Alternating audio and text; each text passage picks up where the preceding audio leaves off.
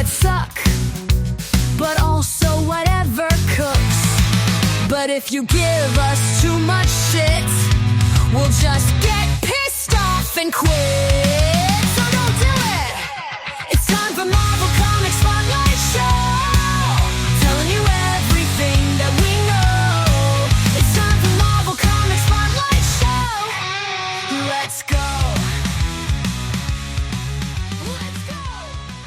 Let's go. Here we go. Anything cooking this week there, man?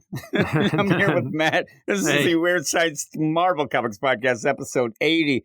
Ain't nothing cooking but the rent, I think. I ended up, I was cooking some lamb today. That ended up a little funky. Just like these books. Didn't go over well for you. No, neither did this Amazing Spider-Man. And lo and behold, that's it. Nick, lo and behold. That's what he should call that. We're going to be talking Amazing Spider-Man. Me and you, maybe we'll get Sully to join in because we did have plans for some other books. I got so angry after reading this that it just, I wanted to punch you. And I don't even know why. Why would I want to punch you? But He's maybe getting violent. He's getting violent. I am. This book is just not Take good. me outside. How about Holy that? moly. See, we're going to make it a morning zoo. We're going to have all this going on because this is the end of the 8 deaths.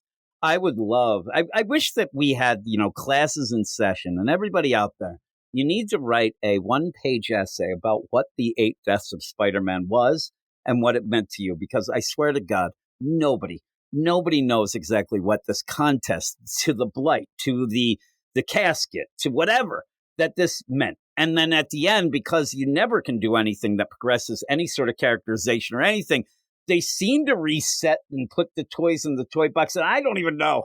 I don't even know what they were doing. But all of a sudden, Peter is all happy with life and wants to keep Shay on fighting. Is back doing stuff. Yeah, Shay comes back and it's like, oh, hey Robbie. Hey there, Shay. Sorry, I was a real asshole to you. She's like, yeah, I was kind of a bitch. So let's get basically together. Like this never happened. Yeah, and like, not only that, but she comes back and he's like, hey, sorry I was like down and gloomy. Since then, he actually brought her back from the dead. Oh, so yeah, I think died. all bets are off. Also, the last thing she saw was they had that stupid picnic. So they were doing okay, I guess. But yeah, Shay's back. And then really in this, when we get to it, it's like, hey, Shay, I'm glad that you're giving me another chance. Yeah, let's go bang. It's what it seemed that they were saying. And then, well, after this bullshit of an ending to a bullshit story, we then get a sneak peek at what we'll be getting from Joe Kelly. And here's a little spoiler. It's also bullshit. Here we go. Yeah, it reminds me of that like Story in the Snow or whatever we got a couple years ago. Yeah, and it was him. Junk. Yeah, that was his deal with Black Cat and the Snow Or Lodge. Nonstop Spider-Man or whatever. Paul. Do you see Paul when he's in the art gallery deal and he looks like a pretentious prick? I saw him. Even though, like that, who's going to buy these pictures? It's even that was ridiculous. That is Paul there. Yeah, you're right. Yeah, it's Paul. He's just hanging there. God. He's like looking at it like he's like, I think if I squint, I see a sailboat. I think he thinks I was it's one of the wondering magic pictures. Yeah, I was wondering why Mary Jane was there, but I guess because Paul's there. So when Mary Jane's there, Paul is soon to follow. That prick. I'm surprised we didn't get Wreck Rap. We do get Spider-Boy for a little. And I don't even like seeing him in here, though. And it didn't even look like him. No. It didn't have the freckles. And I don't know. And that book's going to be ending soon. Volume 1. Yeah. Is it like issue 20 or 21? Yeah, 20, you could tell it was happening. I mean, Dan Slott ends up saying like, oh, hey, sorry to break the news. I said it for the past couple issues that he's definitely tying up stuff to get that book done, and he is, and he blames the Superman stuff. He must be doing something bigger than you think at DC then with the Superman maybe, stuff. Or just he's like, again, that might be the play of him like, hey, I don't want to blame anybody else, but maybe it was canceled as well. Who knows? But here we go. A book that'll never be canceled, but is it canceled in our hearts? And I'll start off by saying, I'm going to lose my mind. This book is so bad that it just angers me. And you could say all night long, well, then don't review it. Well, if we don't review Amazing Spider-Man, then this whole kit and caboodle's done. If you can't do the Spider-Man, and there's other books this week, but usually we end up really scraping for something, and we've been following the Spider-Man, so that's why we do it. But again, if you can't review it, if you say Spider-Man's so bad that you shouldn't review it, then Marvel might as well pack up the shop because it's not even worth it. Then well, this a lot of stuff easy came game. out this week. There's at least like 25 issues of stuff from Marvel, maybe. Yeah, a lot of stuff. A lot of stuff. And like things. 5 of them have Wolverine on the cover. Yeah, I'm more of a maybe things guy than a stuff guy. Yeah, I mean, I'm going to tell you too. I said it last week. The idea with Wolverine versus anybody or this and that. I never know which one it is. I'm like, oh, that's the Ben Prill. Oh, that's the Hickman. Oh, it's always there's so there's many. One that came out today called Deadpool versus Wolverine Slash 'em a new one. Yeah, like Christos Gage, maybe. Yeah. I do like Christos Gage, but we'll see. We'll see. There was a Godzilla, Fantastic Four. It's Ryan North. I'm not really hip on him either right now, but so shouldn't that be a Doom tie-in then? It may be. And I want Godzilla to just eat Doom. That's what'll happen. I would say that the Godzilla one, that's ticketed for. You know who the artist is on this? John Romita Jr. John Romita Jr. That's coming out of left field. I sent you a picture of it. I actually meant like, do you want to do it because it's John Romita Jr. and you do like him? Did I ignore you? I don't remember seeing that. Yeah, you'll look back. I sent it to you, right? Either that or a link. I sent the deal because I'm like, oh, that seems pretty wacky. I didn't know if we'd get a review copy. Yeah, do that one with Sully maybe or something. Yeah, probably do that and the Red Hulk. There you go. We'll see. But we're doing the Amazing Spider-Man, or is it the Amazing Spider-Not? I wish it was the not. Well, that's what the cover says. Yeah, it's the 8 Deaths of Spider-Man, issue number 70, and we ended up where in the review copy they cut off half of the credits page, so we don't have a recap, so I could figure out what the hell leads into this. Even though we read every issue, it's written by Joe Kelly, pencils by Ed McGuinness. They look pretty cool. Mm-hmm. Mark Farmer and Cliff Rathburn on inks. You have Alex Sinclair and Marcelo Menez on colors. VC's Joe Caramagna on letters. And Spider-Man is the Spider-Not. There's nothing to it except just yelling shit and saying, "Hey there, Juggernaut, you're pretty cool as a hero. It really suits you. Now we're both the Juggernauts. Man, this being unstoppable, pretty cool." Juggernaut's like, "Yes, it is." There you go. End scene. And you have this play with Peter where you almost feel like Joe Kelly wants you wants you to think that, oh my God, Peter might not give it up at the. I don't even know what happens to get. He ends up like, ooh, what's going on? And then you have Doctor Strange and Doom hanging out. And I'm telling you, they're like, hey, oh my God, there's this big blight going on. And Doctor Strange ends up saying at one point, like, you knew this was going to happen all along. That's why you got spot. I don't know what he's talking about. I don't know what he's saying. You knew anything. I don't know what is going on. You get fastball special being mentioned and just nonsense. Yeah. You get Joe Kelly just randomly saying shit. It's bad. The fastball special doesn't work when you're throwing Juggernaut's throwing another Juggernaut. Another Juggernaut. And they're discussing. They're discussing this of, well, it's an X-Man thing, and we do this and that. No, you're supposed to throw like a little guy, like a Wolverine or something. Yeah, and then, exactly. So while that's going on, though, thank God, off panel, we find out that the X-Men are safe. They're just there. Because they were fighting each other. Remember, they were. And we never, why not? We even had that extra issue. They were still kind of fighting. Then they weren't, and then it's like, oh man, Juggernaut, Juggies, you ended up, helping us out. You are pretty darn cool. It's almost like Joe Kelly thinks that he has to do this so that they act like he's giving a solid to the X-Men books. There are already so many issues in that nobody's sitting here and going like, oh man, I need Joe Kelly to explain why this is the thing of having Juggernaut on the team. It's a nothing. I mean, in this, again, what was the contest? What is the blight? The idea of all this stuff with Sidorak. And then even at one point we get, what was me, Sidorak? People ended up upset because we got a glum Peter. Sidorak is sitting there, is like, I'm really sad. He's basically crying. He's crying, basically. Yeah, and then he gets mad because, he's crying. It's like, oh man, you're feeling bad because of your kids. And he's like, I don't feel. I'm the Sidorak. And then Peter just goes to him and it's like, hey there, Sidorak, I could do this with you, without you, with you, whatever. And then Sidorak decides, and this is the thing.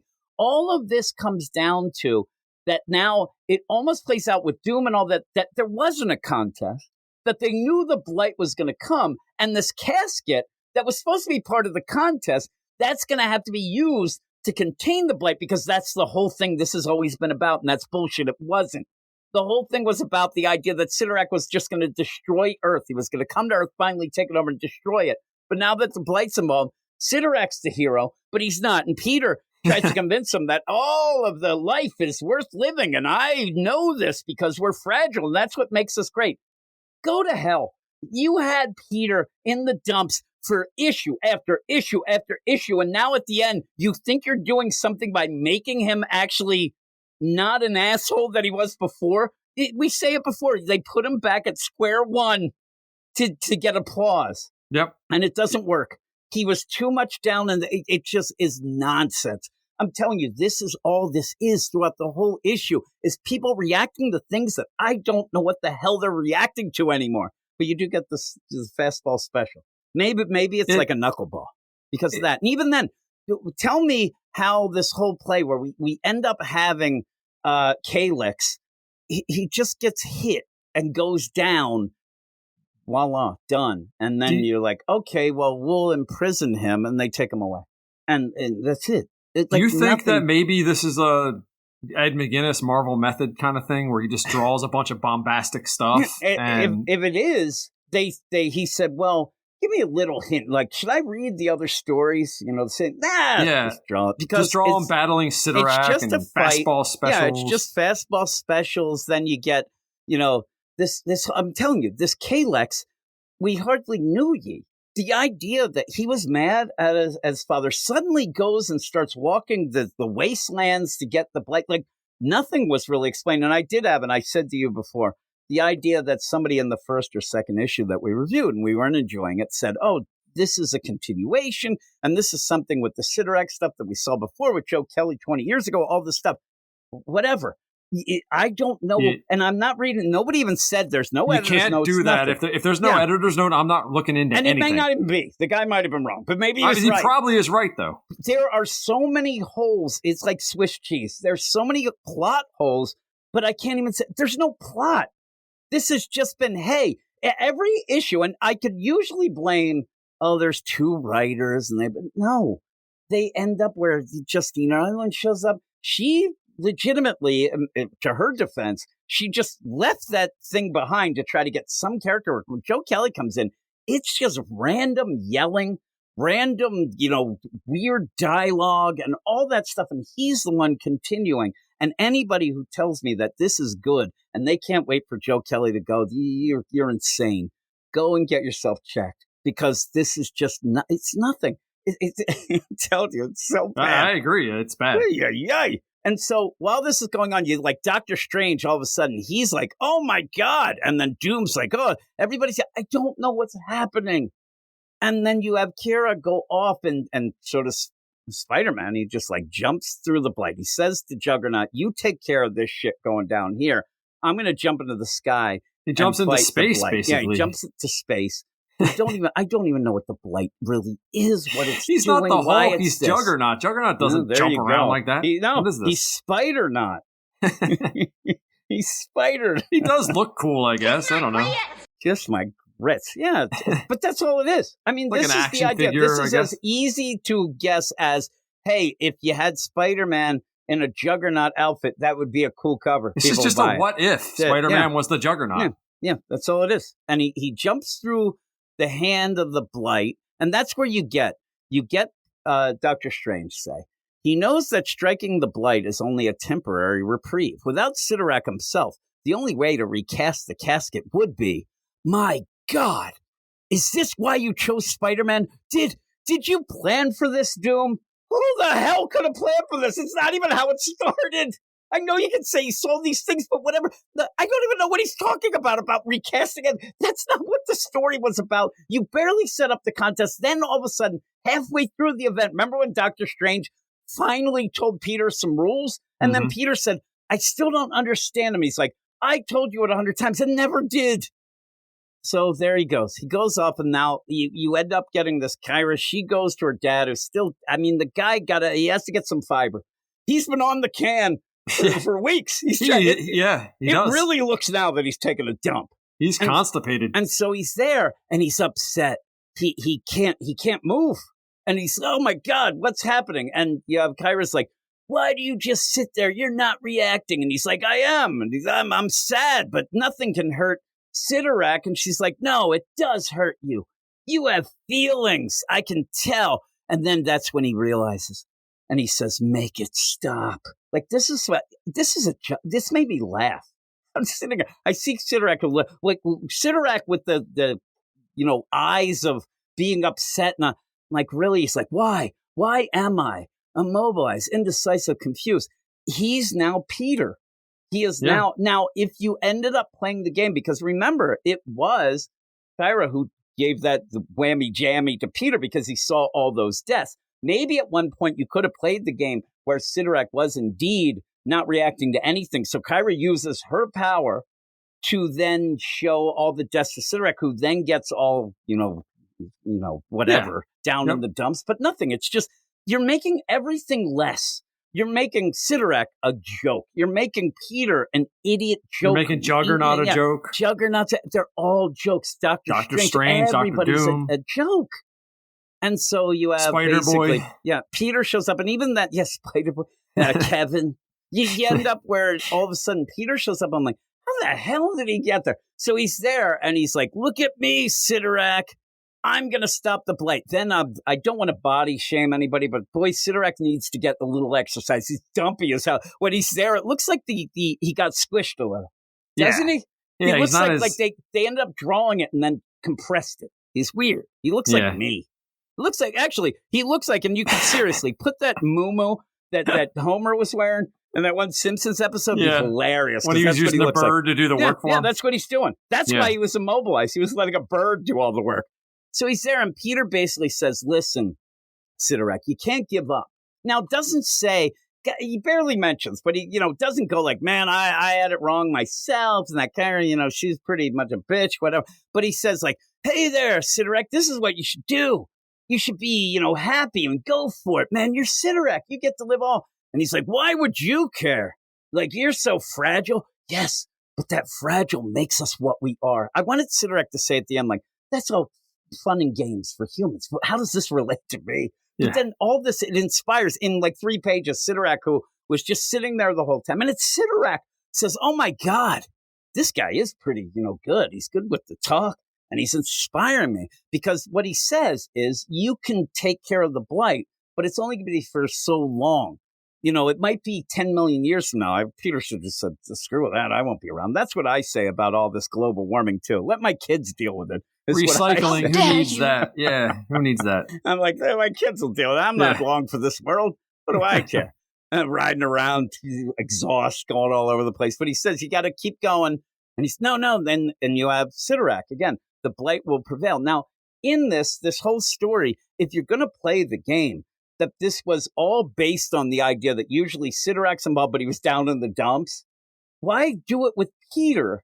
You didn't need to have Peter down in the dumps to then inspire Sidorak. You could have had Peter being Peter, and then at the end, he does have to inspire Sidorak because of all this and just be himself. But you ended up with all that slog to get to this, to almost make it feel like it's, again, I don't want to keep saying a joke, but I laughed. The idea that Peter it's like, do as I say, not as I do, because of all the time wasted with him sitting on the couch like he was high as a kite.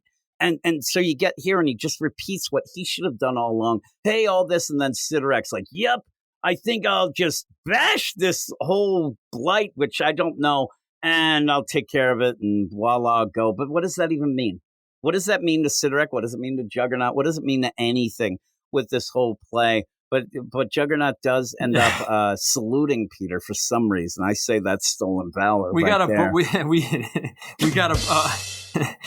reading from the Book of Vishanti. That's always fun. No, also Peter, because one of the things that Joe Kelly really loves is to really spell out that Peter likes saying the spells. Like, is that what was that all about? The thing is, when he is doing it, and then you go away for a while and then get back. Like, this issue is like, we're going to that again? Like, the well is dry, and that whole thing there. And then at the end, to end this 8 deaths of Spider-Man thing, you end up having a funeral for that schmuck that was the window washer.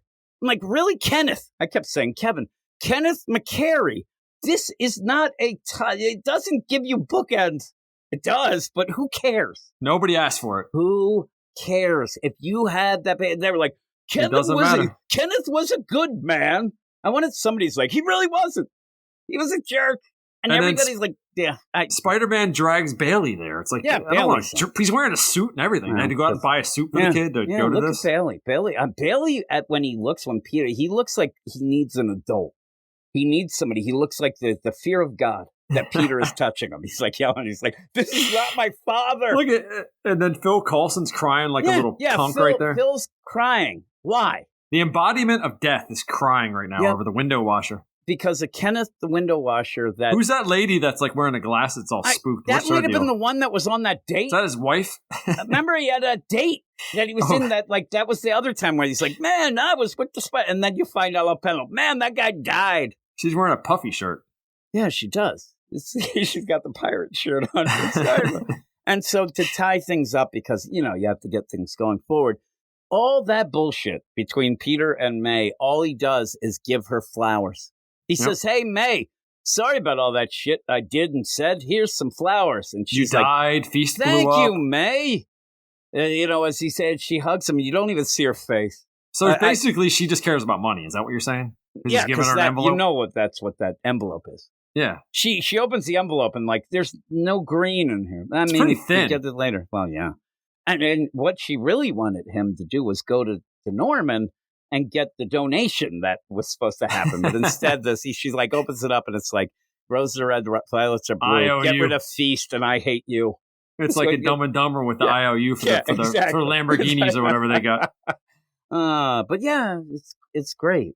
You got the deal. Now, it's so funny because I kind of wish, but it's Joe Kelly continuing on, obviously, but half the stuff in this 8 Deaths pretty much just completely wiped out the very ending of Zeb Wells' run, which we hated anyway, but I wish somebody else would come in just to wipe off this bullshit too and piss everybody off. But you end up where then Peter sits on the ledge with Black Cat, and I'll just paraphrase this. Hey, pretty crazy that we made sweet love, wasn't it? Yeah, we won't talk about that anymore. All right.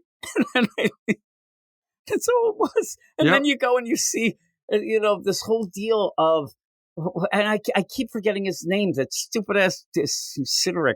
What's his name? Calyx. He's in this bone prison. Looks like prison of thorns.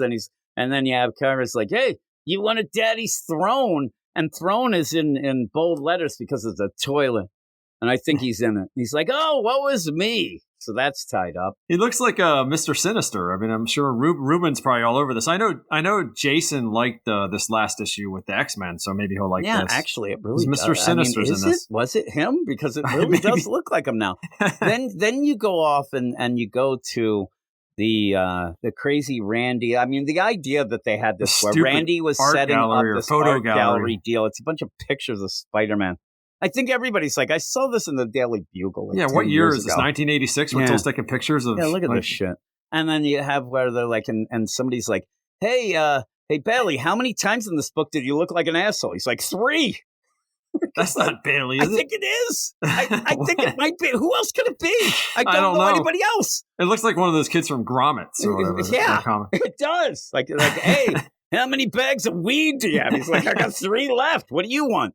Man, you got that there. I don't know it. I don't know who else could be. And then that there, you have Paul. He's listening in, but he's not involved. I love the idea. Miles talking to him then? Yeah, it looks like Miles. And Mary Jane, they're all laughing. Paul looks like a prick. Nobody's paying attention to him. And he's just there plotting his next revenge. He's like his thin beard Venom, and bitch. Man bun. Yeah, is he Venom? I don't know. Maybe that's Dylan. Could it be? Yeah, that might be Dylan. Yeah, maybe it is. Dylan always looks like he doesn't wash his hair, so that's doesn't look right. like him either. Well, then it looks like Dennis Camp, is what you're saying. So you end up where they're all there and looking, and then I love this. This is where you get Joe Kelly at his best here. Peter says, hey, pretty cool exhibit. Thanks a lot, Randy. And Randy goes, yeah, we're not going to make shit. There's nobody here but your family and friends. And Peter goes, I know. Isn't it great? And he's like, no, it isn't. I lost everything. And he even says, he's like, yeah, sure. You didn't front any cash for this. And then Peter just walks away. He's like, I took a second mortgage out of my house. I'm screwed. Look at the look on his face. Oh, he's devastated. He's devastated. He's like, Janice, actually, she left me because of this. All that other shit with Tombstone, he's going to have to join up with Tombstone to make some cash. Really? He's going to have to do some shit that we're not going to talk about. He's like, I'm ready. I don't know. I mean, seriously. He's there and he's like, can I spit this wine up and sell it back? Because this shit is bad. Maybe he could sell some wine to the kids. And then Shay's like, hey, what's up? And then he's like, Shay, I'm glad you did come here so I can apologize in person. I'm really sorry for being an asshole. She's like, that's fine. Let's go bang. The end. That's it.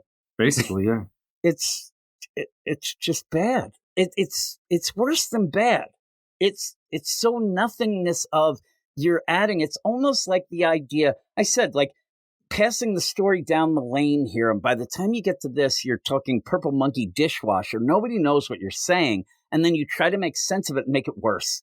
Like none of this ever made any sense. There was no story, no plot, no congruence or anything with it. It's just bullshit. The art looks okay, but all this was at the end was, hey, what if he's Juggernaut?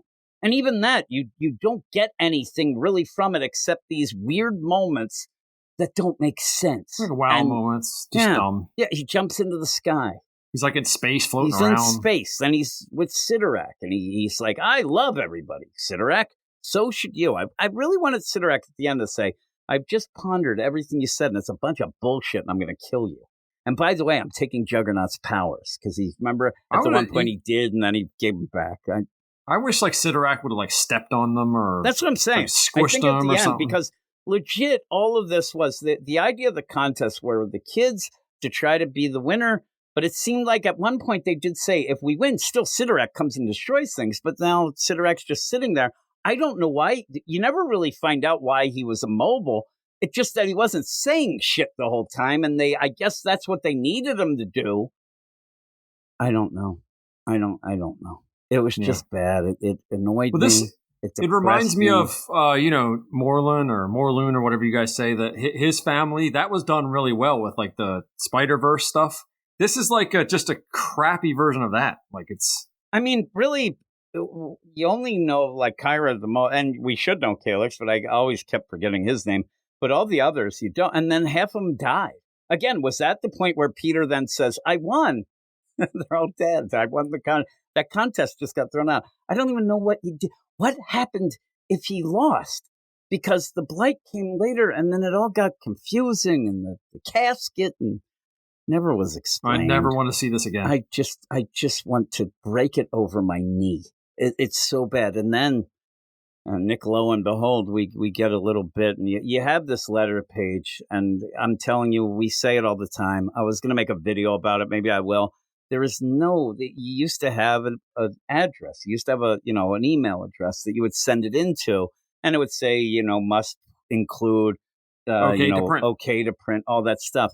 They have not had that for some time. And you can tell me that people remember, they go back, bullshit. The thing that you're getting letters and there hasn't even been an email address is because they were not getting any good letters. It was all crap. So they decided we are sick of checking that email. The interns are getting sick of it. We don't have enough interns to count or read this many things telling us that we are not doing our job well. So screw it. Get rid of the email address, and I'm going to make up letters that are all just these weird. You can tell. Yeah. You can tell when somebody's doing it because, lo and behold, there was a time where at the beginning of our podcast, with DC one, there are a couple letters I might have added to just get some space. And so what you do when you're a hack, you either go like full out, like, hey, this is great, or you can't go, you have one little thing, like, I really like this, except that little thing. And that's what he does all the time with this, and it's bullshit. Yeah, bullshit. I can tell you exactly why it's fake, because nobody would ever write a letter to the Spider-Man editor. Who cares? Yeah, exactly. You write to the artist, you write to the writer. Saying, and all of it. Hey, Nick. And what happens is it's always who cares? It's always based on what Nick is going on about. Right now he's Twitter pushing how great Justina Ireland is, which she's okay, better than the what's his name, Joe Kelly. Here's the thing: why would you push Justina Ireland through all these letters? You know why you do it? Because she didn't get to continue, and Joe Kelly did. So this is here's the little, I'll give you a solid and show that everything. It's nonsense. It's not. Where's the letter that says this was all bullshit? Love, Jim. It also, when he leaves off cities, like the decades-long reader, Chris Fecto, that's a fake guy. I love, too, at the beginning, too. And again, these might be people, if he's smart enough, these are people that he could maybe get a hold of. So like, hey, by the way, I'm going to use your name again. Because the first one, he does say, he's like, oh, man, you're back or something, this guy. I'm like, all right. Yeah, and then who writes, hi, Spidey Office? Yeah. I'm not writing to you, Spidey Office. I don't. Nick Lowe. Nobody cares about the editor. They're not talking to them. Nobody wants to. That's like, what is that? I'm telling you, this guy, the one guy's the greatest, though. And again, I don't even care anymore. This is nonsense. The one guy, he writes. Now, this guy ends up Alan Bowman. And if you're out there, Alan, you might, I don't know. I don't even know what to say. Maybe do a little mental exercises, possibly, and then maybe go. He is from Sagamihara City, Japan. And the only reason I can think that he did that, if Nick Lowe did that, it was because if he tried to make up a Japanese name, he'd offend somebody. Mm-hmm. All you have to do is ask C.B. Cebulski. He'll know, right? He's in with those Japanese names. But Alan Bowman ends up where he had an epiphany. He realized something suddenly. He says, and lastly, from the same page as talking about Mary Jane, because he was talking about Mary Jane, I was totally shocked that I didn't realize until today. This is years since this. He says that Mary Jane's superhero identity name Jackpot was probably derived from her famous utterance, "Face it, Tiger, you've just hit the jackpot." You moron. Not probably. I'm telling you, anybody would have known that. He's like, oh man, and all I can think of is that was Nick Lowe's idea. Nobody gave him credit. He's like, I'm gonna push this one, and he's like, I think that's what it's about. Oh my. I just realized. You realize after there's no books with her in it anymore. But yeah, I don't want to shame Alan Bowman too much. The guy's got some problems, obviously. It's just something that he says Alan Bowman is back. It just means he wrote a fake letter with him before. Yeah, that's what I'm saying. He's back. He's got these fake letters in his head that he's old school. He's got a Rolodex. God, he's like, get who this should guy I out do of here now? He's like, I'm cross-referencing things. It's like somebody with a burner account. You lose track of the shit like that. What was this? I can't even remember. Kevin Durant. He had problems with it where he has burner accounts yelling and then he got him mixed up and everybody called him out on it. He looked like an asshole. And then he just changed his teams to be on every freaking championship. But here's at the end where you do have Nick Lowe giving us the rah-rah speech about what we just read. With that, we'll put this volume of Amazing Spider-Man to bed. It's been quite a roller coaster. If you mean like you throw up at the end, I agree. And we're all incredibly proud of the books we put out. I wish that we had like all the deal and we had millions of. I want to have those pictures like at the end of the road, like they take of the roller coaster, but do them as you're reading this issue and like ripping it apart. It would be so great. But he says, from Zeb, Johnny, and Ed through 8 deaths, it's been a nonstop thrill ride. When we reached out to Joe Kelly to take the story lead for what ended up being 8 Deaths of Spider-Man, we thought that would be all we'd be able to convince Joe to do, since he's such an in-demand creative. Joe surprised me by asking if I'd consider him for the full ASM job, and I honestly didn't think it possible. But I jumped at the chance to see what a volume with Joe at the helm would look like. We're going to get a little sneak preview in a minute. The thing that he didn't quite know when we asked him was that we had Pepe Larraz, and he just goes on, and they're slaying it. They're going to be great, and it's the best issue I ever read, like he says all the time. Remember when he said, man, this next thing is the coolest fight you'll ever get? And it was just bullshit. Yeah, he says it every time. Yeah. Book of the week. Book of the year, Nick Lowe. So we do get a sneak preview. Cash Grab, Joe Kelly writing, Kafu on art, and Joe D'Armata on colors, and BC Joe Carmagna on letters. What were you going to say? But that title alone is just an asshole move. I mean, it's called Cash Grab because it's charging an extra $1 for this issue. It's Cash Grab. They add an extra deal and remind you that there's an issue in 2 weeks. So it works on all sorts of levels. I guarantee you Nick Lowe came up with that title. Yeah, Cash Grab. He thinks it's funny. He does like to just make fun of everything. Why are we having extra pages in this anyway? What's the point? Well, because you want to see what's coming next. We know what he just showed us. What in 8 Deaths of crap.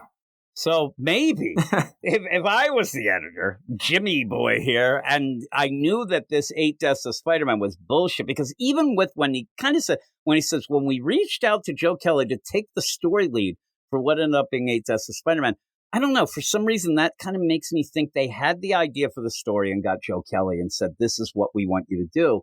And it obviously sucked. And Justine Ireland and Joe Kelly were lost in the mire of bullshit. But when you have this, it would be, okay, that really sucked. Ooh-wee. Let's give them a chance to see that what's coming up is going to be better. Maybe his own story rather than my story. This little sneak preview is terrible. You end up, all it is Peter in one situation where it looked, really, there's guys on a floating space platform thing stealing money.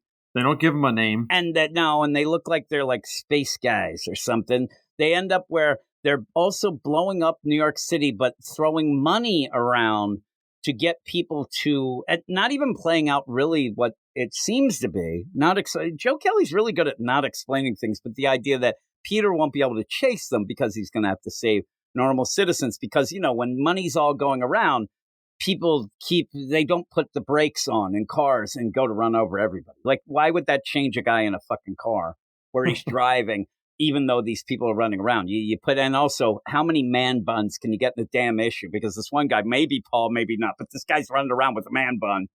Seriously, everything in this is just, hey, I don't know. Yeah.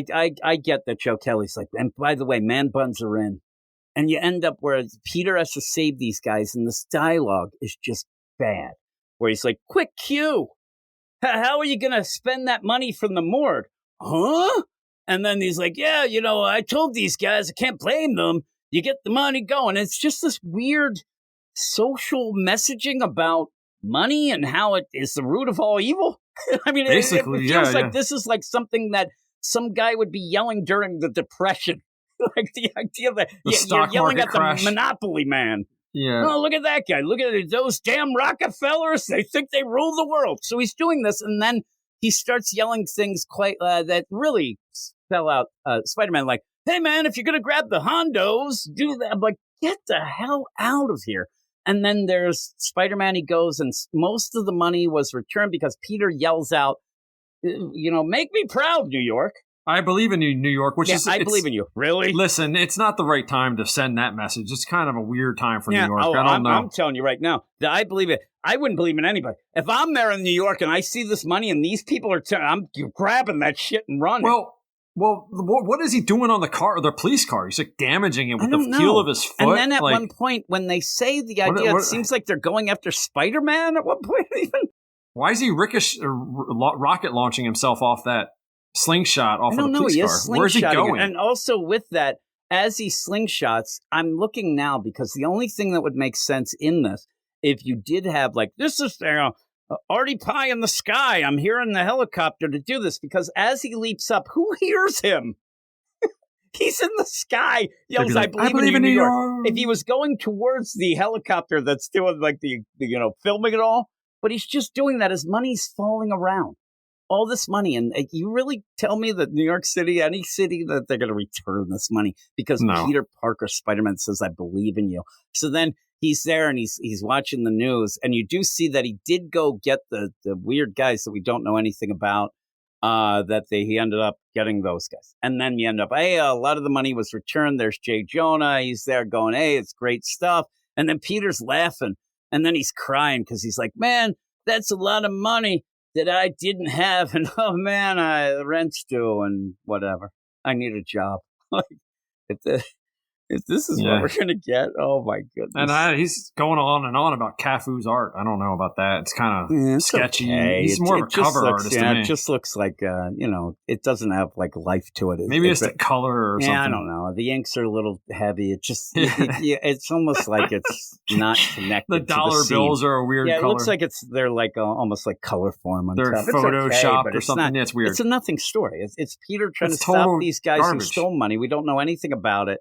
You end up then where he says, we believe in you, New York, to nobody, and people hand him the money, which they wouldn't. So there you go. And then he does the big plays. He could have said, like, the idea of the whole thing is legit.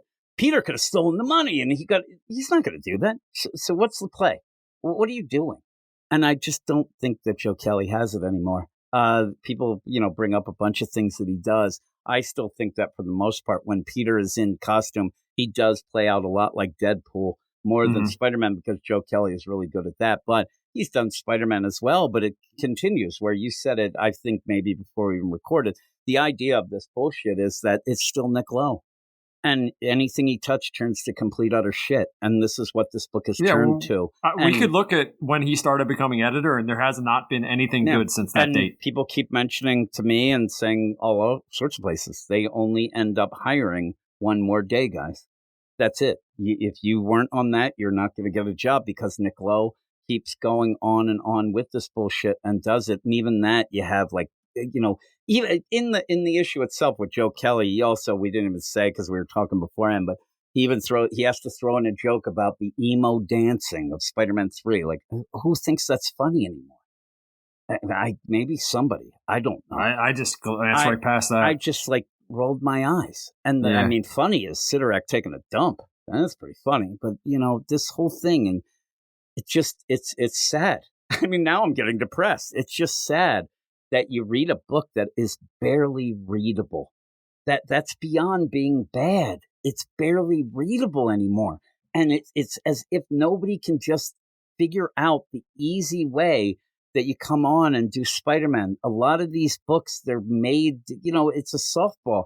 They are there to write. And the thing what happens, though, is they almost take advantage. I say it all the time. They take advantage of people still buying them.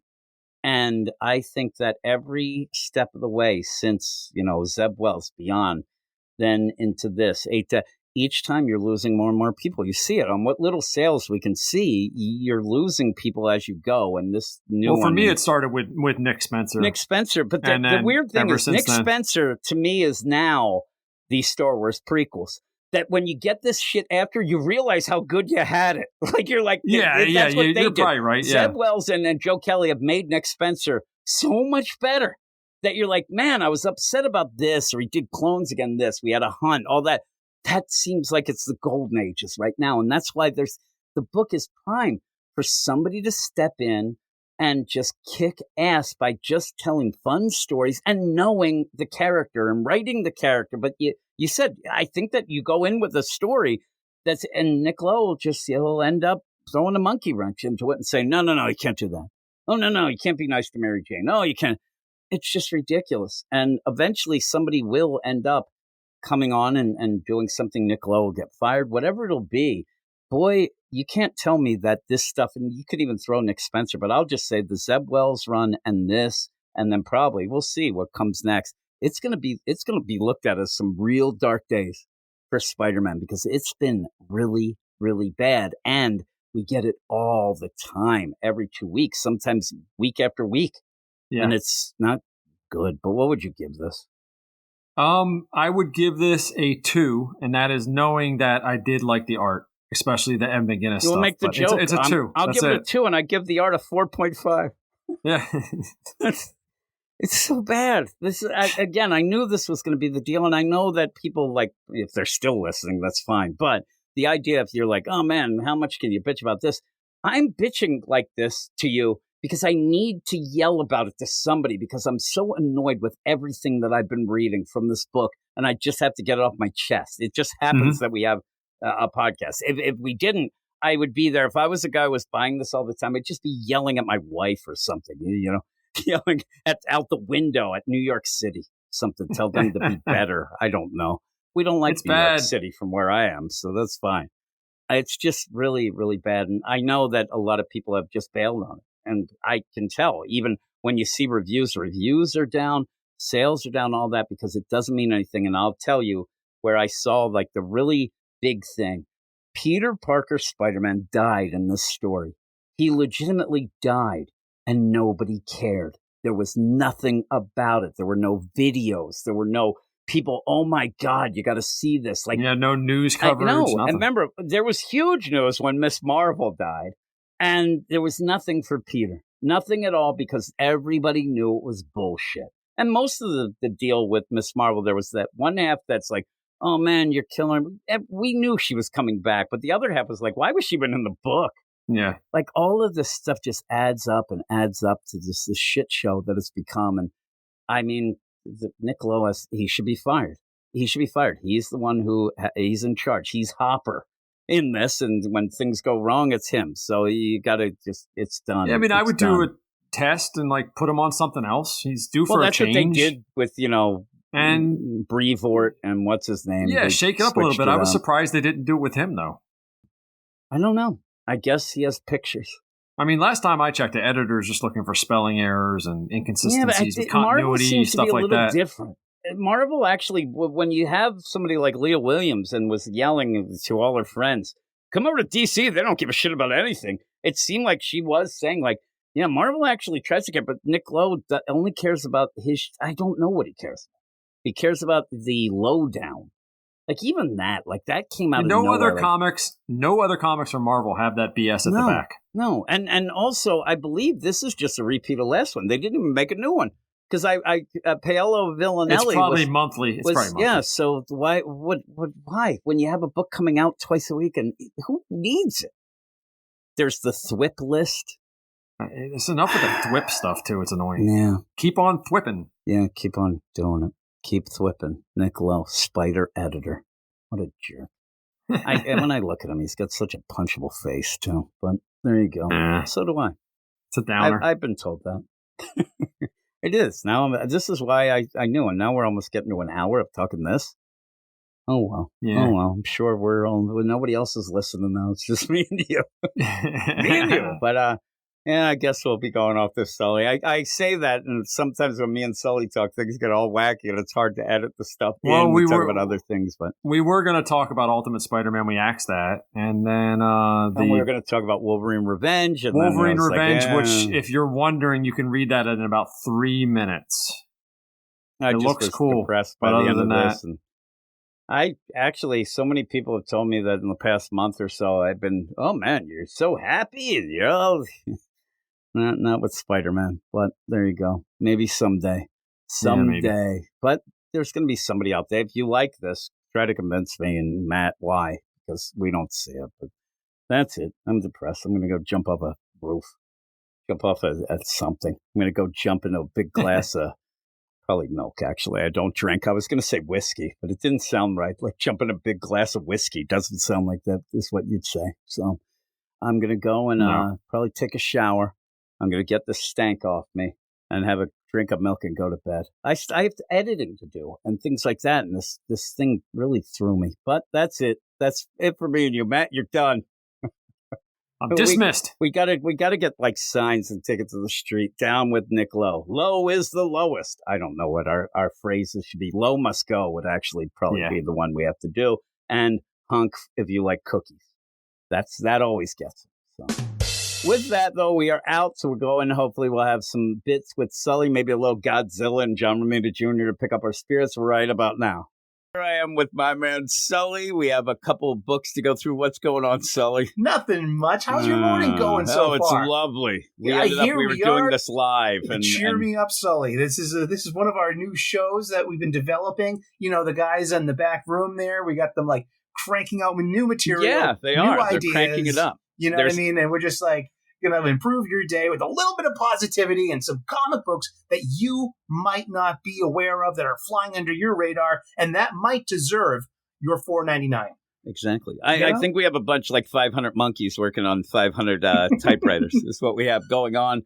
And have these were the best of times, these were the blurst of times is what they've given us. But here we are, and we usually do this live, and we were starting off doing it live. Things went bonk.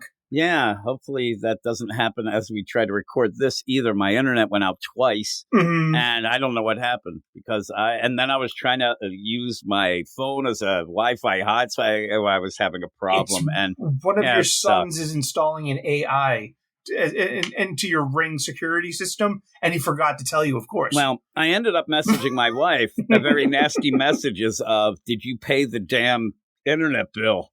She said, "Yeah," and then she asked if Zach, because my son Zach is redoing the house, and he ends up downloading Bridgerton. Yeah, exactly. And you mind Zach? I went up. I thought my son Zach, because I told him, here's my schedule and things, and he's redoing the house, and he hasn't followed the schedule. So I thought I was going to go up and see. He unhooked it, but that was not the case. It just ended up being like a quick 2 outages, of course, at the worst possible time that we could have. I was having some fun. We were talking to people. having a grand old time. Never got to these comics that we're going to be talking about. now. Don't worry about it. So we will put this up very quickly after we're done, but we're going to go through 2 comics really quickly. One being a One World Under Doom tie-in, and the other one might as well be as much as this one is, because it really doesn't tie much in, except one little bit. Doom is a little, away at the moment. It's weird, but we'll start with Red Hulk, and it's Red Hulk number 2. You got me to read the first one, cool, and I was pretty happy that I did too. read it. I liked it. It's a prison escape kind of deal, and that continues in this one as well, and a pretty cool issue. I actually am up and down with Ben Percy, who's writing this, but I think that he's doing a decent job, and it's a contained deal. And if you aren't reading One World Under Doom, but just want to see what's going on with, say, Deathlock, Machine Man, and Red Hulk, I think it's pretty good, right? This is fun. It is. They call it The Great Escape, and it's Thaddeus Ross, the General Thaddeus Ross, Thunderbolt, father of Betty Ross, who and longtime adversary of his son-in-law, Dr. Bruce Banner. Exactly. Kind of knows what it's like now, huh? Yeah, like and he's been Hulk to play. Yeah, I don't even know the origin story of Red Hulk. I just know that somewhere along the line, was it some kind of super soldier serum? You're saying that. I have no idea either. I can't remember. So apparently, the exposure to radiation fuels his gamma battery cells in his cell structure. So we were taught really early on that his Hulk is finite, and it's dependent on how much radiation he was able to save up in his cell structure. So he hulks out. We have this wonderful opening page. Page 1 is just an eyeful. It's a splash page full of panels, and I just think it's a really great way to tell comics. Yeah, I agree. Art, yeah, I'm going to give the credits, and then we'll, jump into it in general. But it is, cool. As you said, The Great Escape. It's Benjamin Percy writing, Jeff Shaw on art, Brian Valenza on colors, and VC's Corey Petit on letters. And it is a really cool start. And then you go to the next page and you see that full page where it is just Red Hulk stomping some Doombots, which is pretty cool too. And the colors pop. We said it, I think, in the first one. Doombot. We're Hanson now. We could be the Hanson brothers. It works on all sorts of levels. We'll get the tinfoil on our knuckles and sing Oombop. It'll be great. Every game, coach. None of that stinking playing with the cars. When we ended up talking the last time, we did mention a bit, like some of the colors and some of the art, the backgrounds are going to be a little drab because of the idea you're in an underground facility. Right. But in this, you actually do have some colors and some things that pop, the electricity going here and some of the other plays. And again, this is pretty good art. I do like the art, but you're still stuck in an underground facility. And you do have a very a basic color palette for the most part, but then they accentuate it by the characters. And I think that's pretty cool, especially like Machine Man's purple. And, even when you get Deathlock's red and stuff like that. So it goes up, but it still is kind of a muted color palette with it. But I think it still does pop. And I do like the art in it. You get some emotions and things like that. And you actually have some people die. Pathos, some real pathos. I mean, whoever Hugo Perez, the cartel leader that was caught with them for the think tank experiment that Dr. Doom, that they're all prisoners because Doom has sequestered them to test them, to pick their minds over scenarios and situations so he can foolproof his evil plans by having this think tank. Now, I'll ask you, have you been reading One World Under Doom? Yeah. And isn't this, if you actually consider this a full-out tie-in, like I'm saying that Ben Percy knows everything going on or whatever, you can look at this as Doom's evil plan. I mean, he's playing the game of, I'm not doing anything nefarious. I'm up on Front Street. Everything I'm doing is great. We kind of know that that's not going to be the case. But this is the one book, I think, that you see. And it is a think tank, and he could be saying, like, the end all of it, he could say, listen, I'm doing these scenarios so that I can stop them if they ever did happen. But it does look like he's trying to figure out different scenarios of how to topple different governments, how he to defeated the get Masters some of unrest. Evil and Baron Zemo right off panel almost. He defeated the Avengers like right, at the end of One World Under Doom issue #1, and gave him a lecturing too. Like, I'm doing the things that you never were able to do, and that was kind of like my favorite beat so far in this. But then Ryan North has to use the F word. Yeah, and he's like, because you have to do. That's geez. what everybody's gonna. That second issue was weird. I think that he has a little game going where he wants to trigger people, and then the next issue will untrigger them, but trigger other people because it's all over the place with what the political stance is. In my mind, dropped the F word and their Doomstrike, the Thunderbolts tie-in. And that was a terrible issue. We're talking about they're good not things. Great. Yeah, we're talking good things. And what I was saying is, with Doom, is this a tie-in? Doom saying, and this is a tie-in, it says it, but the idea, I don't think Ben Percy would have been working on this book separate, because some of them, like a Doom Academy, seems like, okay, that book was going to come out anyway, but hey, let's tie it into this event. Because you would have, Stephen Strange ends up not being Sorcerer Supreme, so what would that mean to Strange Academy? And that was barely a tie-in. So, but in this, if it's built, you do see in the first issue where he's running the scenario with Red Hulk of kind of taking down and getting the whole, Far East after each other and stuff like that. So I wonder what his, big plan and what that would reveal of the thing. But again, this is just a prison break here. And I do like that Ben Percy shows that not everybody's making it either. Because once they take down the Doom bots, or at least some of them, this is just going to alert everything else. And that's kind of what this issue is, trying to get the rest of what liquidate would be the team the captures and now. Take care of that, and even have a little stormtrooper, let's dress up as Doom bots with Machine Man and Red Hulk deal. And so when you get that, you have these, but Deathlock, he ends up surviving. They end up being able to help him. Obviously, once they get the collar off, he's able to kind of help them as well. I mean, without the three of them together, they would have been really screwed. But like you said, you have some of these characters that were in prison that were sending the little tap Morse code stuff. Morse code through the walls. Yeah, they didn't survive. Yeah. And as that goes on, the other Doombots are coming in, and you do have a little bit of play with Machine Man of, oh my God, they got to get out. He's running out of energy. In the meantime, Ross can't be Red Hulk. You said it's almost like a Superman play. Right, but he's still Thaddeus Ross. He's still Thunderbolt. He's still a brilliant military mind. And he's got muscle because he's freed Machine Man. He's freed Luther Manning, a.k.a. Deathlock. And it's the real Deathlock. Crazy. It's Luther Manning. Crazy. And let me tell you, I grew up, like I was telling you last week about growing up reading my uncle's comic books. He also had a lot of Deathlock, Bronze Age-y stuff. Yeah. So I'm used to seeing that his Deathlock's AI talking to, having these conversations of justifiable force, right versus wrong, keeping to mission parameters and shit like that. So this is pretty Bronze Age-y. I like that. Yeah. No, I like, it's a crazy cast of characters. And when you even have the ones that die, what I do like, it feels like Suicide Squad. It feels like that, or even Thunderbolts type of deal going in with Ross, and the idea that you can have some of these being a bit expendable. So you see the stakes, and you see that if you're not with Doom, he will kill you. Yeah. And that's kind of crazy. Again, they're there under the, in prison to be a think tank. He's running scenarios through them and AI and things like that going on. And in the meantime, obviously you want to get out, but Doom will just kill you if you don't go. Again, very much against what's he's showing in the actual One World Under Doom, but these things aren't really tying in very well. So I can't say like, oh my God, this means this or that, but it feels weird. It feels like this is the book that, you know what I mean? It feels like this is the book where you're seeing actual Doom, what he's really up to and doing some nefarious stuff. But in the meantime, he's talking a good game, but we'll see how that plays out, because I do think this ends up being just a prison escape and just have some fun and whatnot.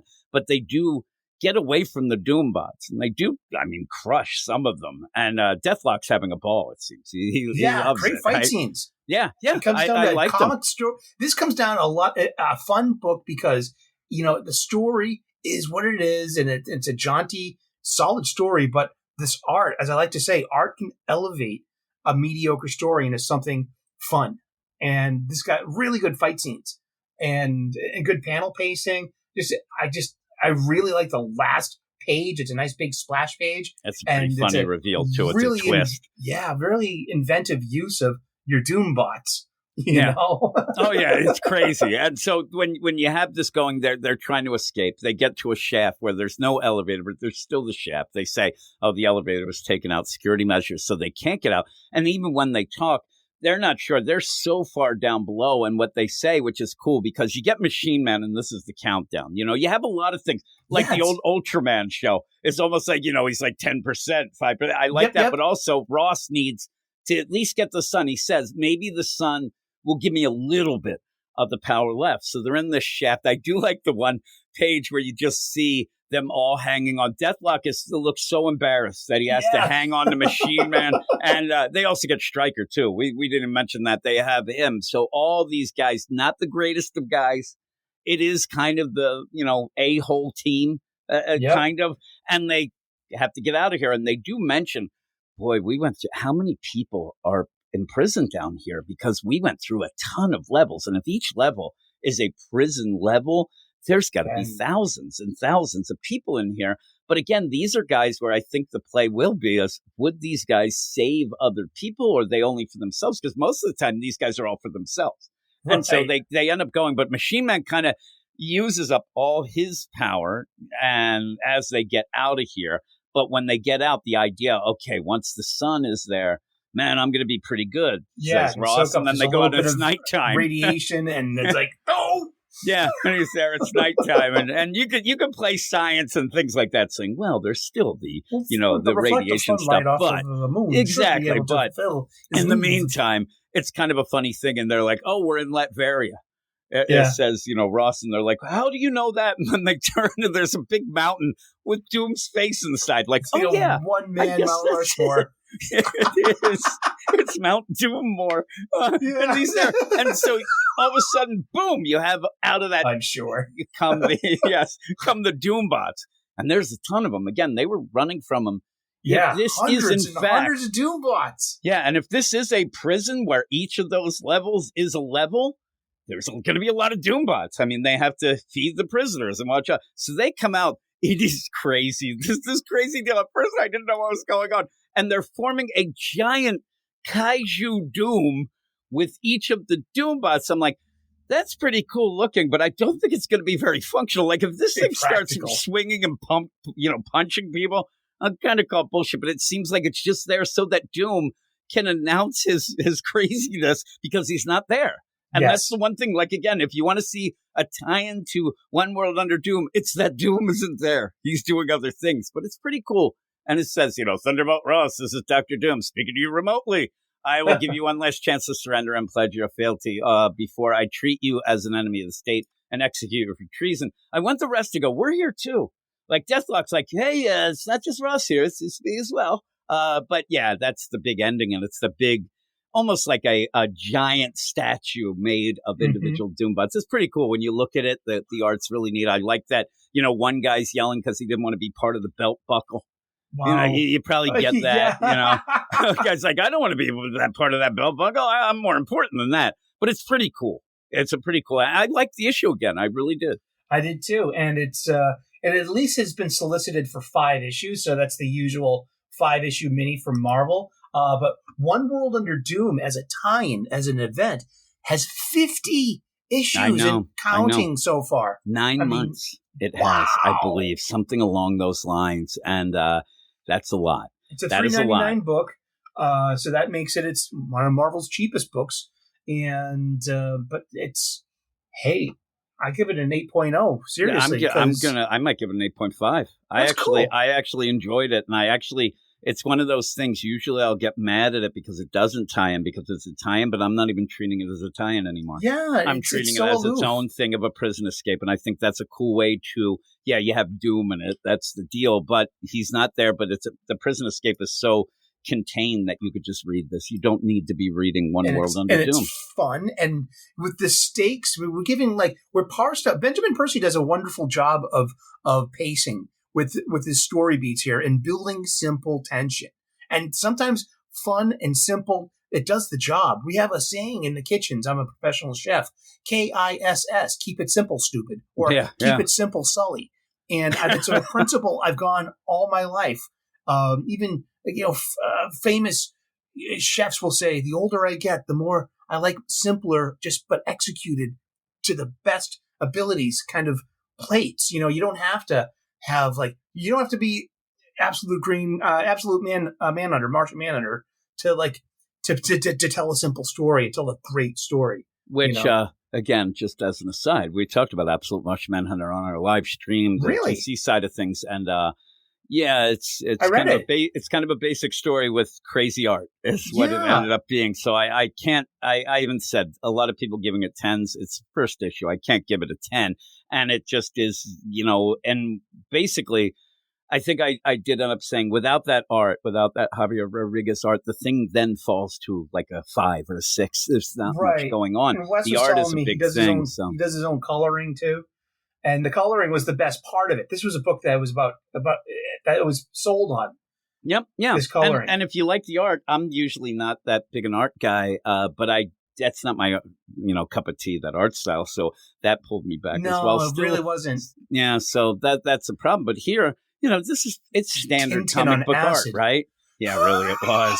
It was, and you don't But need it's that. supposed to be trippy. It's supposed to be heady. That's what it is. And it's know. based around that. You can tell it's based around the art. But even in the next issue of this, you see again, it's a prison escape. They're out of the prison, Mhm. but they still have to get out of Latveria, get out. Right. And you even have a classic deal where it looks like they're running through Join the woods me together. or die. Yeah, young exactly. Skywalker. So I'm 8.5. Yeah, you're an 8. So we'll go to the next book, Our which is aggregate score is 8.25. yeah, really. There you go. And pretty positive. We said it has to be positive. So We're having fun. yeah. Now the next book is a weird one. When Yes. it first was announced, and I didn't see it announced. I actually, as I first saw it that it came out, right away I thought, "Yep, me and Sully are doing this." Yeah. And jumping into it, you have to be in a certain frame of mind. Now, the DC side of things has the legendary stuff. So you end up having, Cool. the current Godzilla versus Kong. And that actually there's a sequel coming out to that. But this is just classic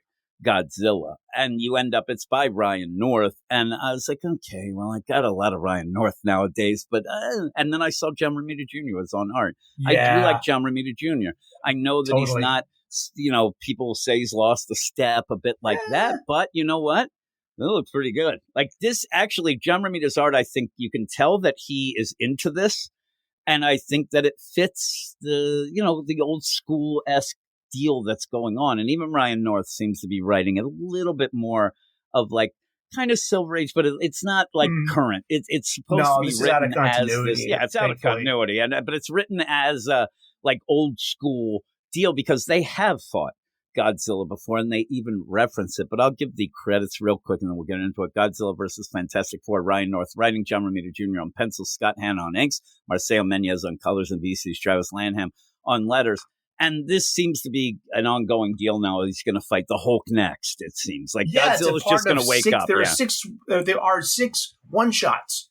So so maybe it's an overarching story. Yeah, and even if it isn't, I'm still kind of into it. And some of the variant covers, there's a Peach Momoko variant cover. 11 variant covers for this. Yeah. So they're kind of going into it. Now, at the end, there is a letter by the editor saying how great a thing this is, and it's a stupendous event and things like that. It's not. It's fun. It's a fun one-shot. And I think that people who just want to have something to relax and read and have it's going to end up wrapping up real quick. Mm-hmm. And the idea of the plan and things like that, they're going to be very quick. Feels, again, like an old school type deal. But you do get some wow moments. And I think that I said John Romita Jr. does a bunch of full page spreads, does a bunch of things. And I think that he's enjoying himself his doing New York it. City skyline. He grew up in Manhattan. And so I just... Nobody draws a better New York City than John Romita Jr. Johnny and it's by hand. It's never a 3D asset. It's just because that's his muscle memory. He's got this wonderful, just sense of style. And for me, this is generational because I do have some criticisms, and it's mostly outside of Romita's, Johnny Jr.'s, it's outside of his line art. It's more of modern stuff. I mean, if we're going to pick, saying that Johnny's art has declined over the years, I mean, have you truly ever looked at an Amazing Spider-Man inked by Dan Green or an Uncanny X-Men inked by Al Williamson or one of those Daredevil books inked by Williamson? I mean, he's only gotten better with the level of assistance and with better inkers, especially Danny Miki and Scott Hanna, in my humble opinion. I mean, I would have loved to have seen Romita gotten inked by someone like Art T-Bear.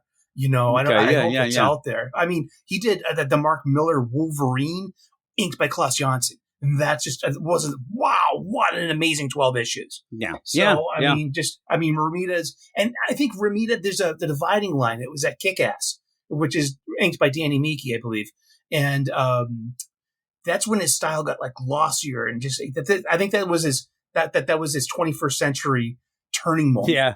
That was his turning moment. I'm telling you, when we would review things and put it up, just people, especially on the Amazing Spider-Man stuff that he'd done recently, people just end up ripping him apart. But I still like him. I do like him. And I think that this is really good. Romita Jr.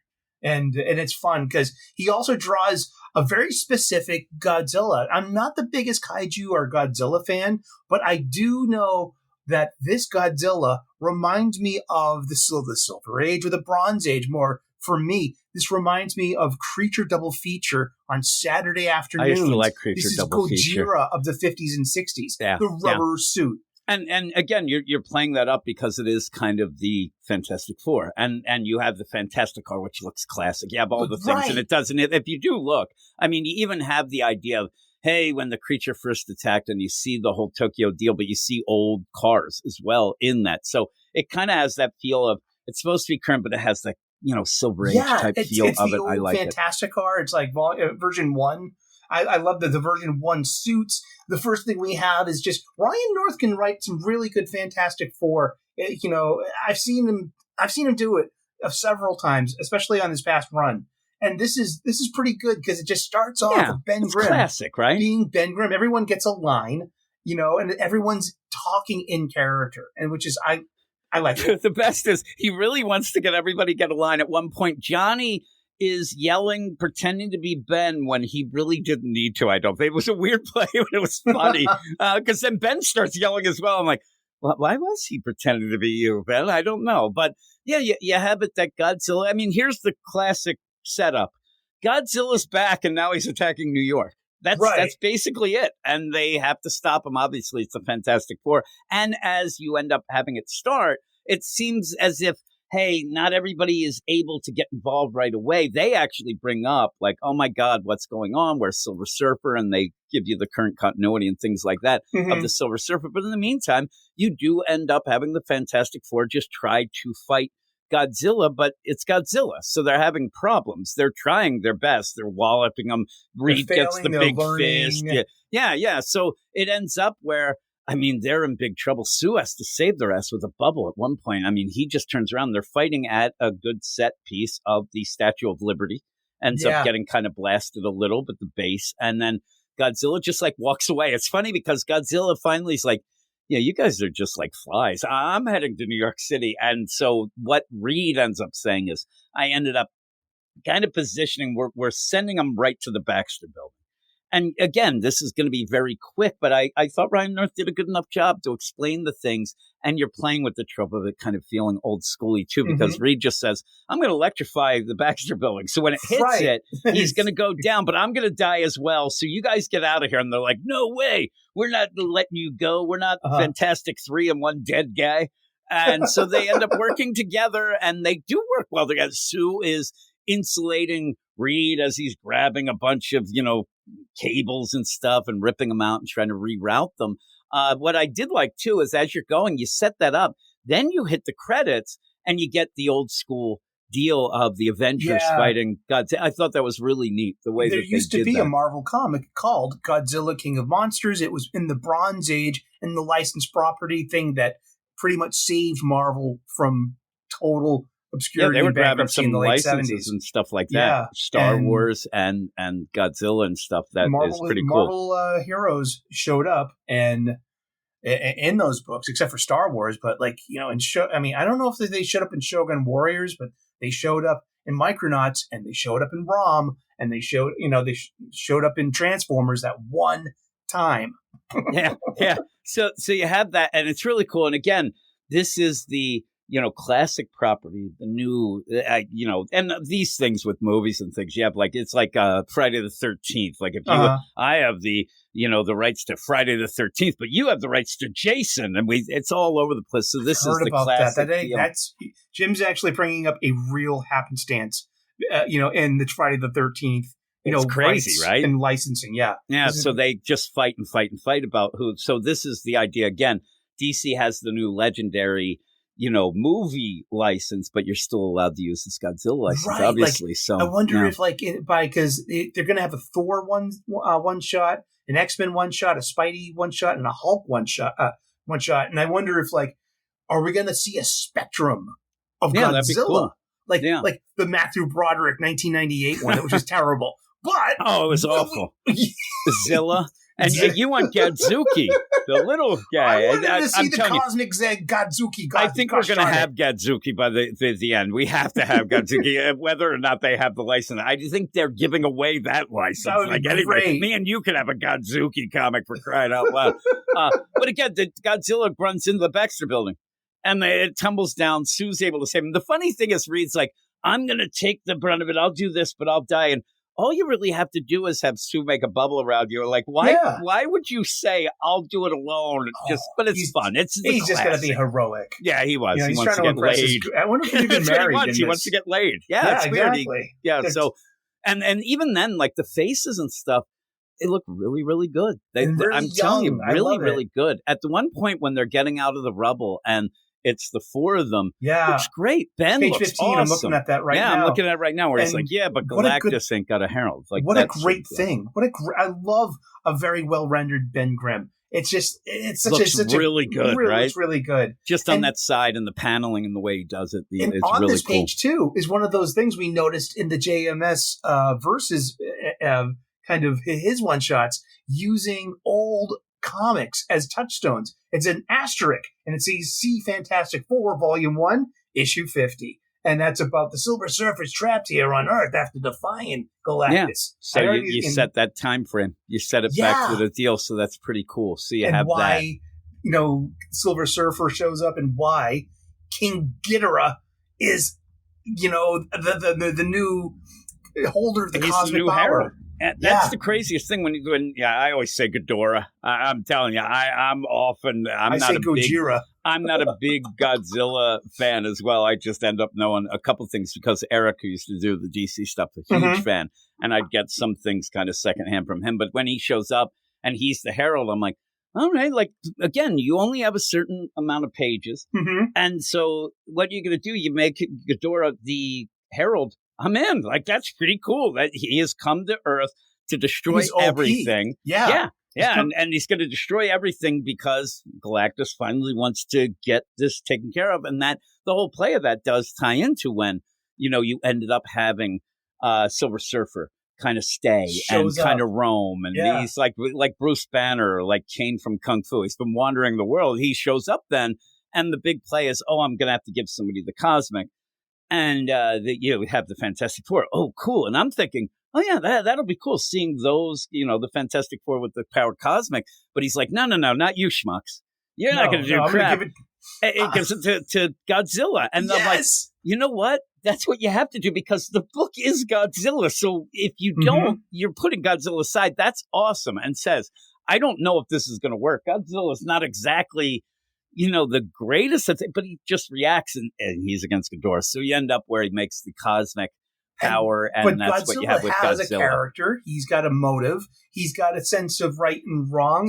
He does get smashy and he gets angry and moody, but overall, he's a good guy. Yeah, and I mean, the idea of Godzilla, most people know the idea of, with the atomic bomb and what would have happened because of that. And that was Godzilla coming and kind of taking it to the streets because of what humanity has done and kind of just gets mad at things, but has had like hero turns and this. But again, you see, King of all monsters and stuff like that. You end up where Ghidorah's there and Godzilla, he's going right for him. So it's a cool thing to get that big kaiju battle. And it ends up being like the Herald stuff too. And what I was worried about afterwards, that they were going to have Godzilla being the full out Herald and things like that would have been crazy. But you end up where they fight. And you get a kaiju fight, right? Yes. But it's back and forth. And unfortunately, Ghidorah is pretty intense, and also is the Herald, also has the cosmic. Pretty OP. Yeah, he is OP, and he's taking down Godzilla, and they need to do something to distract Godzilla. At one point, they sling Ben. And I love the idea. Ben gets slung into the fight. He kind of punches Ghidorah and then gets tossed aside. And as he's flipping around, he's like, this was a bad idea. It made me laugh. I thought he would say, this is a revoltant development. Should have been the line with the way that Ben goes. But you end up where Sue, again, because of this feeling old school, it's Sue. And a lot of times, issues and stories would end with crazy, hey, I've been working on this. Hey, I tried this. And that's what Sue says, I've been working on, projecting a bigger image of something. Right. Like this is like a Ryan North thing, too, because he had Sue do this, I believe, in One World Under Doom #1, where Sue is basically using her powers like a Green Lantern ring. She made like a Boeing 747 to fly all the heroes, to another part of, to the Latveria, for a showdown. In that, and then you ended up having, I don't think this is a good idea when they were flying in, and Spider-Man was nervous and stuff like that. Spider-Man's there with Johnny. He's like, I don't know about this. Yeah, it's fine. It's fine. It was weird that they just didn't get a regular plane and that, but they did go in invisible, though. Are you invisible inside? It's a crazy deal. But makes a big giant, pretty much a projection of the thing. You can see through them, all that, but Ghidorah is going to be, thrown up because it's, and also kind of playing the idea Ghidorah is going to go after the biggest thing. It looks around and sees this huge Ben. So now you end up where he says, hey, King Ghidorah, why don't you pick on someone your own size, huh? That's right, you big three-headed lug. The ever-loving blue-eyed thing is calling you up, but that's Johnny yelling it. And I didn't get the idea, almost like Johnny has to project the voice or whatever. But then Ben starts yelling. I'm like, I think Johnny just wanted to. Yeah. It was funny, but I'm like, why? Why would he have to do that? But it was funny. I think that Johnny just jumped in and started screaming things. And then Ben's like, oh, man, we're going to take it down. And also Ben's upset because he thinks his adoring public is going to think that he wasn't quite right in this fight. Ghidorah goes through, obviously, he's just a hologram type deal, and goes through that. He attacks it. That gives the play where they were distracting him. So Godzilla can then, and I really wanted a body slam. Godzilla grabs him around the waist. I'm like, ooh, we're going to get like a DDT or something like that. But he ends up just kind of zapping out the cosmic of it. Ends up where they both lived. One of the best plays in this, to make it old school sounding, is that Godzilla afterwards, for no reason apparently, gives back the cosmic to unexpectedly surrendered the color cosmic back to the Silver Surfer. It's Reed and it's research log supplemental. If this didn't feel like an old school comic in art and story, I would have called complete bullshit on that. I would be like, really? But the way that it plays out, that's classic. That's the classic deal, as he just kind of walks back into the ocean. To, I guess, fight Hulk next. Yeah. So when you end this, you end up having, and really, if you go with the idea, it's out of continuity, as we said, but you could play a little back in the day issue, whatever it would be, a little bit between the lines there of, oh, that was what happened then. It doesn't really matter because at the end it's all reset and everything like that. So I thought that was a pretty cool play. And yeah, Godzilla just ends up going. Ghidorah goes back to his homeworld, which is odd because he's already kind of destroyed it, they said already, and he's just going to go back to a barren deal because he killed everybody. But Galactus is pissed, and the other play is Galactus might have had something to do about the old idea of the Herald deal, but he ends up just letting it go. And they're like, oh, is this the last time we'll see Galactus? Well, obviously, because things would continue from this point, you would definitely see him and things like that. But what's Godzilla? They say Godzilla gets back to cosmic and then just walks into the ocean to live another day, fight another monster. And it does look, again, I didn't realize. I thought this was just a one shot. And we did have the facsimile a month ago or so with the Godzilla #1, King of Monsters deal. And so I thought that this was just, hey, let's play around. But yeah, you have next month, it's Godzilla versus the Hulk. And yeah, that sounds pretty cool. I'm kind of into that. We'll see what is going on there. And if it's, the same creative team, I haven't looked at solicits or anything like that to see, but I hope it is. So with that, or maybe get like current writers of the deal, maybe Phil Kenny Johnson with John Romita Jr. or something like that going, but they might switch it around. We'll have to see. But I thought it was good. What would you give it? I'm going to give it a solid 7.5. Now, Yeah. why am I more positive than you today? I'm giving it an 8. It's hard to give. It's hard to get an 8 out of me. It's even harder to get a 9. That's what I heard, Sully. You know, hey, waka waka here. Oh my goodness! But yeah, I liked it. I'm starting to get into this mode of a comic does, it has a mission statement, and if it does it, I'll rate it towards that as well. And I think that it does pretty well in one single issue, giving it, there's a lot of hand waving. There's a lot of old school feel, but because it's old school, I like it. If Johnny did his own sound effects, it would be those would be an 8.5, because it's just some of those just digital slapped on cut and paste, they just take you out of the panel a bit because it's not congruent with the rest of it going on. There is a lot of it. I should have mentioned that while we're going. There is a lot of swooshes and scracks and all of that. But yeah, I can see what you're saying. Yeah, but it's it's a generational thing. Johnny hasn't done his own onomatopoeia in a while. Nah. Okay. Yeah. You know what I mean? Yeah, so. It takes some time, and they're probably like, listen, the guy, whatever it takes your time, don't worry do that about in post. that. Yeah, I wonder do that if he later. even sees it. If I ever have the chance and honor to meet Johnny Romita Jr. at a con, I'd like to ask him: do you ever see the physical copies? Like when you're done, did you get to read ASM 31? And can you see what I see with it when it comes to Yeah, I'm sure that he Johnny, checked draw those your own out sound too. effects, Yeah, please. I appeal to you. You're begging him. You're begging him so much to do it. And as I'm going through this, in the review copy of this, you did get a bunch of pages in the end. You get them in the beginning here, but I like the way that they set it up in the review copy with the variant covers and things like that. But some of them are really cool. Covers and a really nice Scotty Young. Scotty Young, I was just going to say, is really cute and funny. It's really good. It's Ben inside of a rubber suit. And so it's a joke within a joke. And Johnny's there like, bro, it's versus Godzilla, not dress up as. And Ben's like, yep, that makes more sense. Yeah, it's and pretty you got good. The Godzilla King of All Monsters mock-up. It looks like a Bronze Age book. That's pretty fun. Yep, the versus one's pretty cool. I like the versus Godzilla one a versus lot. Thing. That's pretty cool with that. So yeah, these are really cool, and it's something again. I would suggest if you have any interest, something just quick and fun and just as an aside deal. I think it's, you could buy worse this week, especially.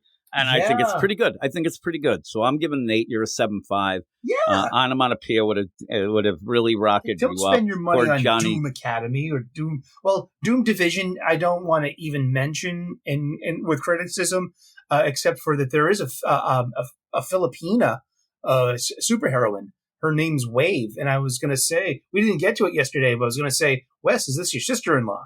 But yeah, really, it might be. Yeah, he'd be like, no, it is not. It's a Pan-Asian team, yeah. But some of these tie-ins and things aren't the greatest. So, I will say this: I did like Fantastic 430 more than most. I thought the art was pretty good, and it's just like once again, Ryan North can really knock it out of the park here and there, and like a lot of people had problems with that Johnny Storm loving the space centipede.